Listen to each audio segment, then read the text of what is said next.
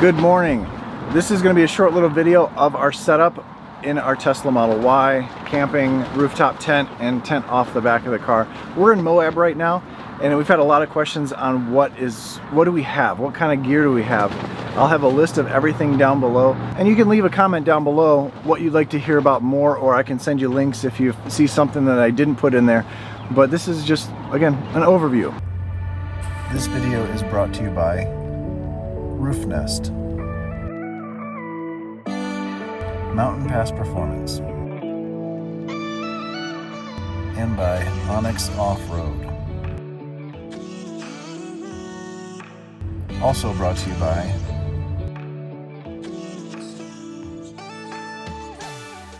later today, we're going to be hitting some real trails in Moab here in our Tesla Model Y.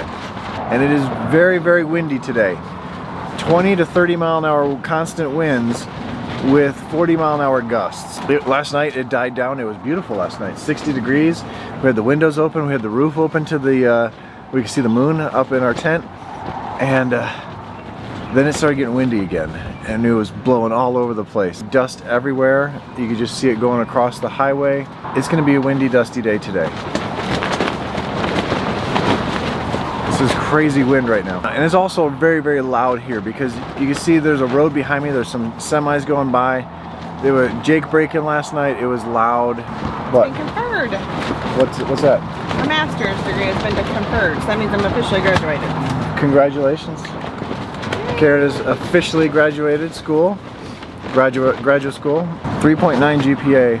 Awesome. While working more than full time. That's amazing. Way more than You're full awesome. time. Let me show you the camping setup outside. So we're right off the road, the main road, but we got a nice setup.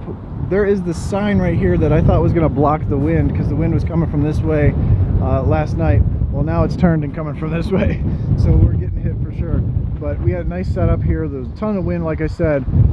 Tent did just fine. I mean, look at this wind. Strong, strong wind. I don't even know if you can hear me, but the tent did great. Let me show you inside the tent. So here inside the tent, I'm sitting up against the hard shell over here, which I have a solar panel on this side. We have a skylight here. This is open. This is a screen with a clear plastic mesh with the rain cover. And listen to that wind. That is crazy wind. And as I said, it gets even worse. We have a nice little fan. I have a battery pack over here. I reviewed this battery pack before. This is from ROCKPALS. This came in handy here.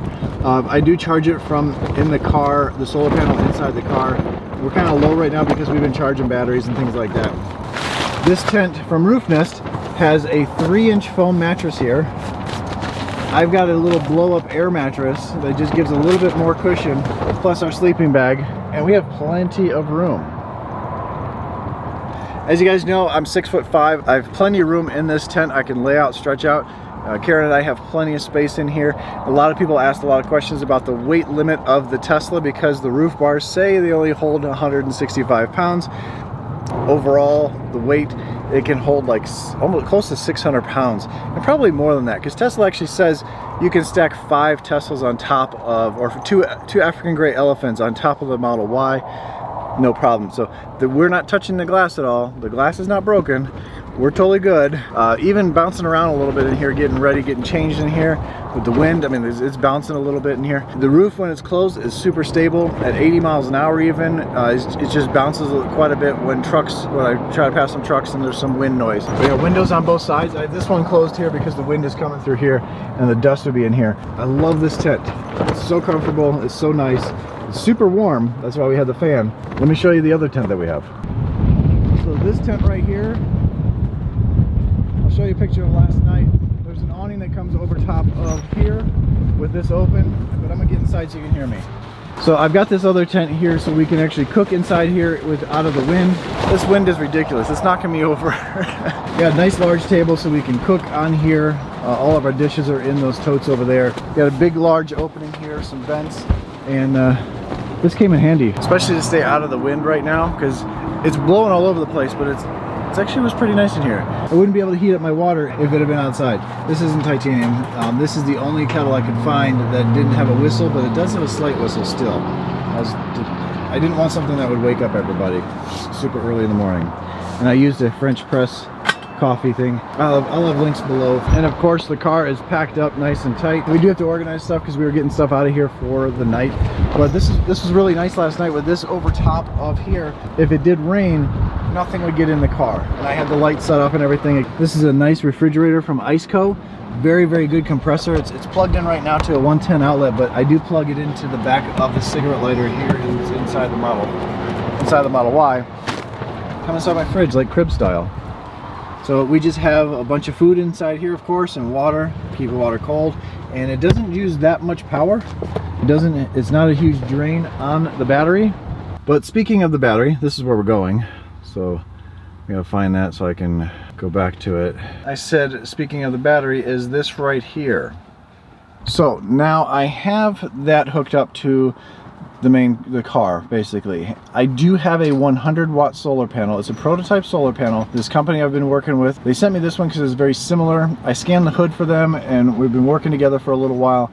I'm gonna have a video on that, but it's a 100-watt solar panel attached to the 12-volt battery, so it helps keep that going. Basically, the big battery pack here charges that battery. It's used as an alternator, basically, to keep that going. Well, the car thinks there's something wrong with the electronics and something's drawing a lot of power, so it's saying there's a fault with the battery, or the battery's not putting out enough. It's a weird situation. But I do have a controller up top here that I can monitor the battery, and right now the battery fluctuates between 13.4 volts and 14.2. It's totally fine. We have plenty of power. This has been on for over a week now. I reset it before, but the refrigerator is pulling a lot of power, so it still thinks there's something wrong. I can't run that refrigerator off of that small battery and have it hooked to solar. I wish I could. I thought I could. That would have been great. That would have been perfect situation. I think it's just too small of a battery pack. I have a bigger battery pack coming that I'm going to test out with that. I have 2 battery packs coming actually that I'm going to try to see what's going on with that. So that same battery pack is, now I just brought back here, I have a solar panel on top of the tent running down into the battery pack, and right now we're at 32 watts input. That solar panel is right on top of here. It's a 100-watt solar panel run down through the car right into here, and this is 33% right now, but it will charge up to 100% by the end of the day while we're just driving around.